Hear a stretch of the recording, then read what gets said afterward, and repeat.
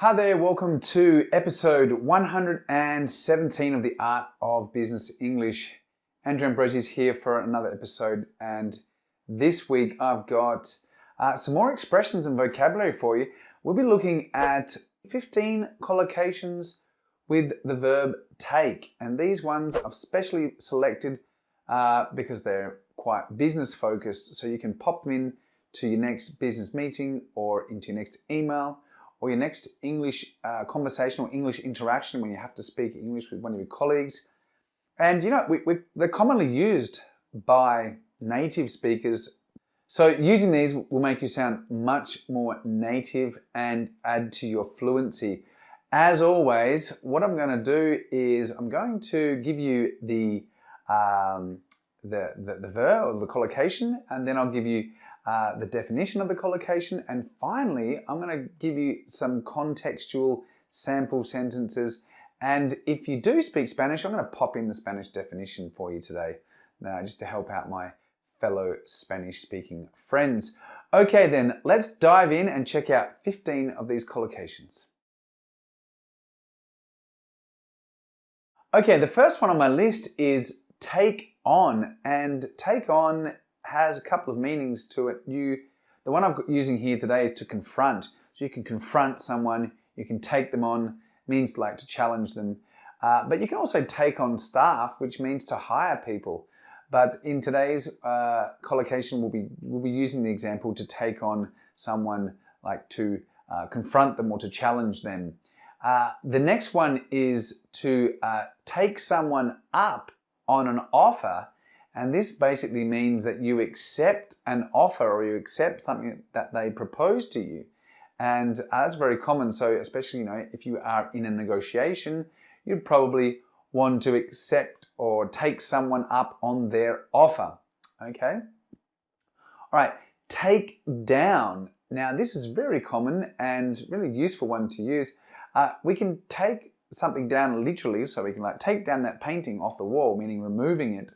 However, in business, we often say to people, take down some notes for me, which means, to write something down on paper, or, to make it, a digital, you can use your phone or whatever. But to take something down means that you physically note something down so that you don't forget it and that you can share it with people later. So take something down is very important. And there's another one to take down. You can take down your competitors, meaning, you try and beat them.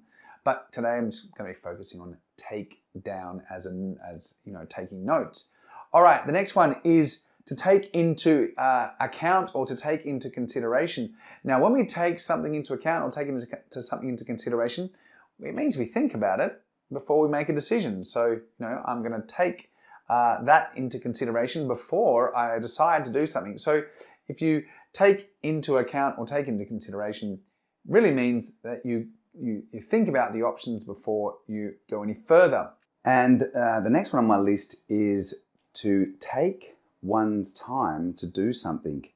That basically means to, make a commitment or do something which is not rushed and is done in the required time. So, you're making a commitment or an effort to do something properly. Okay, the next one is to take issue with. Now, this one's great. If you take issue with something or someone, it means that you disagree with them.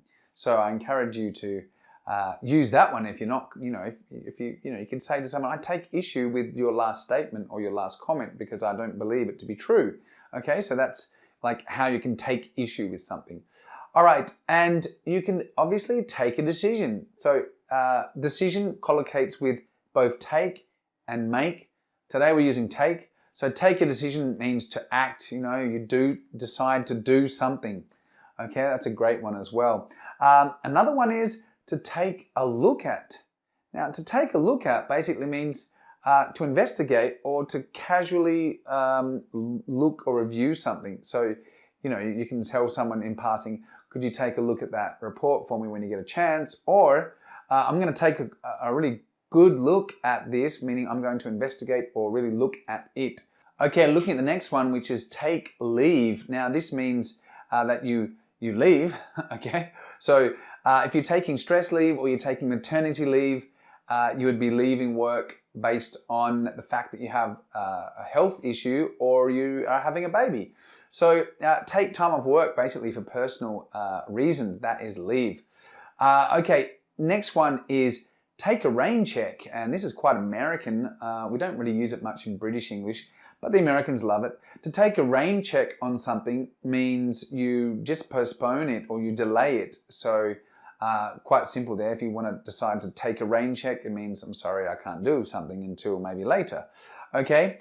The next one is to take charge of a situation. And that basically means that you assume control of something. Okay. So maybe there's a lack of leadership and you decide to take charge of the situation. The next one is take action, very closely related to take charge. But to take action means you act. You decide to do something with and it's practical and you're quite decisive. So often in business we need to take action quickly to control a situation that maybe is getting out of hand. All right, the next one on my list is to take part in something, and that basically means that you participate. And bosses or leaders of people, they like it when people take part in the process and are willing to be a part and participate in whatever it is that we're trying to achieve as a team. Okay, and I've got my second last one here, which is to take the lead. Now, to take the lead can literally mean that you're in a race and you move into the first position. But in business, if someone takes the lead on something, it means that they have initiative. They take the initiative. They decide to, be, proactive and try and resolve the problem or get to the bottom of what the issue is. So taking the lead on something is also great. We love that as leaders or people who manage teams, when someone takes the lead and decides to get in there and get it done.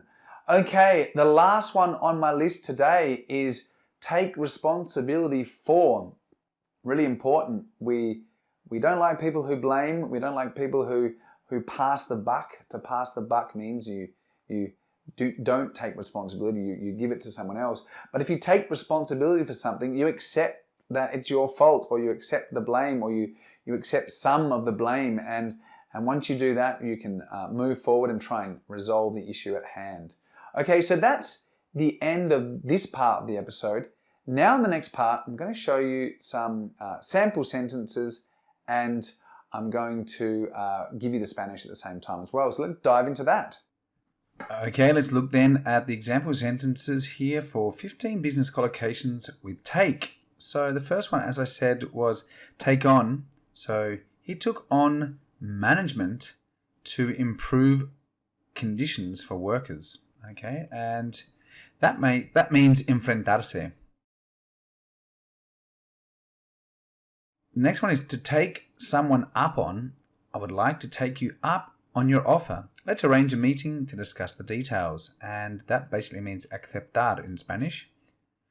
Next one is take down. Can you please take down some of these ideas so we can share them with the team? That means anotar. Take into consideration or take into account. There are several factors we need to take into consideration before we decide to cancel the contract. That means tener en cuenta. And the next one is take one's time to do something. I really appreciate you for taking the time to help me finish this report.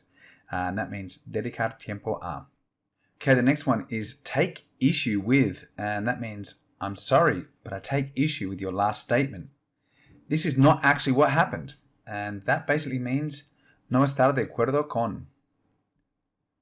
Take a decision.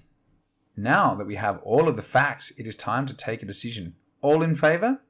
Tomar una decisión. Take a look at. When you get the time, can you take a look at the latest P&L? Echar un vistazo in Spanish. Take a rain check. Can we take a rain check on our lunch date? Posponer o aplazar por otra ocasión. Take stress or maternity leave. We will have to find a temporary fill-in as Maria is taking maternity leave next month. So that's in Spanish, baja por. So baja por maternidad or baja por estrés or whatever thing, personal leave it is. And take action. If we don't take action soon, then we will lose control of the situation. And to take action means actuar. To take charge of a situation. Can someone step up and take charge of this situation?